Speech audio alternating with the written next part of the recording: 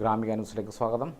ഏച്ചൂർ കമാലിപ്പീടികയ്ക്കടുത്ത് അമിത വേഗതയിലെത്തിയ car ഇടിച്ച് വഴിയാത്രക്കാരിക്ക് ദാരുണാന്ത്യം. മുണ്ടേരിയിലെ വനിതാ സഹകരണ സംഘം ജീവനക്കാരി ചാലിൽ ഹൗസിൽ ബീനയാണ് മരിച്ചത്. പോലീസുകാരനോടിച്ച കാർ ഇടിച്ചാണ് ഇവർ മരിച്ചത്. സംഭവത്തിന്റെ ഞെട്ടിക്കുന്ന CCTV ദൃശ്യം പുറത്തു വന്നിട്ടുണ്ട്. നടന്നു പോവുകയായിരുന്ന ബീനയെ പിന്നിൽ നിന്നും അമിത വേഗതയിലെത്തിയ കാർ ഇടിച്ച് തെറിപ്പിക്കുന്നതാണ് ദൃശ്യത്തിലുള്ളത്.